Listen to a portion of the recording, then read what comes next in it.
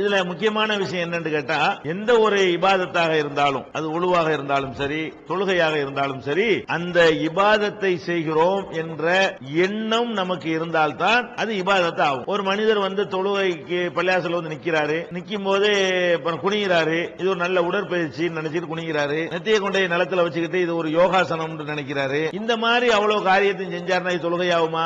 தொழுகை ஆகாது. ஏன்னு கேட்டா ஒரு தொழுகைங்கிற ஒரு நினைப்பே இல்ல. தொழுகை எப்ப ஆகும்? இன்னமல்லாமல் பின்னியா எண்ணங்களை பொறுத்து தான் அமல்களுக்கு மதிப்பு இருக்கிறது. அப்ப அதே மாதிரி தான் ஒருத்தர் குளிக்கிறாருன்னு சொன்னா, அவர் குளிக்கும் போது ஒழுவை செய்யறோங்கிற எண்ணம் அவருக்கு இருந்துச்சா இல்லையா? இருந்தா அது ஒழுவாய்க்கணும். அப்படி ஒரு எண்ணமே அவருக்கு இல்லைன்னா ஒழு இல்ல, அவ்வளவுதான். குளிக்கும் போது தண்ணீர்ல முங்கும் போது அல்லது தலையில ஊத்தும் பொழுது எல்லாம் நான் ஒழுவுக்கும் சேர்த்து நான் குளிக்கிறேன் அப்படின்னு சொன்னாரையானால், அந்த உறுப்புகள் எல்லாம் கழுவப்பட வேண்டிய உறுப்புகள் எல்லாம் கழுவப்பட்டுருச்சு, மசகு செய்யப்பட வேண்டிய உறுப்புகள் நனைஞ்சிருச்சு. அப்ப நனைய வேண்டிய உறுப்புகள் எல்லாம் நனையுது, அவர் நியத்தும் மனசுல நினைச்சிட்டாருன்னு சொன்னா, அந்த குளிப்போட என்ன செய்யலாம்? அவரு அப்படி தொழுது கொள்ளலாம். ஏன்? குளிக்கும் போது அவர் நினைச்சுக்கிட்டாரு ஒழுவும் நம்ம செய்கிறோம் அப்படின்னு. அதே மாதிரி இப்ப ஒருத்தர் ஒரு குளத்தங்கரையில போய்கிட்டு இருக்கிறாரு, வலிக்கு விழுந்துட்டாரு, உடம்புலாம் நினைஞ்சு போச்சு. இவர் தொழுவ முடியுமா?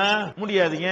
இவர் வலிக்கு விழுந்தாரு, தற்செயல அவர் நினைக்காம உழுவுறாரு, ஒழு செய்யற எண்ணம் இவருக்கு வரல. இவர் போய் நின்று தொழுதாருன்னா இவர் ஒழு செய்யலன்னு ஆயிரும். அல்லது வலிக்கு விழுந்த உடனே நீயத்தை மாத்திக்கிறாரு, சரி வலிக்கு விழுந்துட்டோம் ஒழுவாம இருந்துக்கிறேன் அப்படின்னு மாத்திக்கிட்டாருன்னு சொன்னா ஒழுவாயிரும். அப்ப இதுல என்ன முக்கியம் என்று சொன்னால், நான் உழவு செய்கிறேன் என்கிற எண்ணம் அவருடைய மனதில் இருந்து, அதற்கு பிறகு இந்த கழுவ வேண்டிய நனைய வேண்டிய உறுப்புகள் நனைந்திருக்குமேயானால் அவர் குளித்ததோடு சேர்த்து ஒழுவையும் செய்தவராக ஆகிவிடுகிறார். இது சாதாரணமான குளிப்புக்கு உள்ள விஷயம். கடமையான குளிப்பா இருந்தால், சுன்னத்தான முறையில் ஒழுங்கா குளிச்சான்னு சொன்னா இந்த கொஸ்டினே வராது. ஏன்?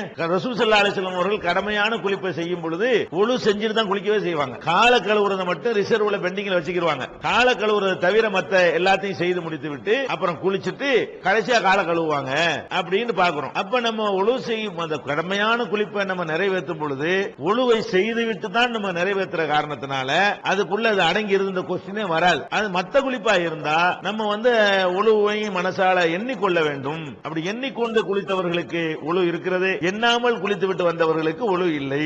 இது எண்ணத்தை பொறுத்து வேறுபடக்கூடிய விஷயம். இதுதான் உங்களுடைய கேள்விக்கான பதில்.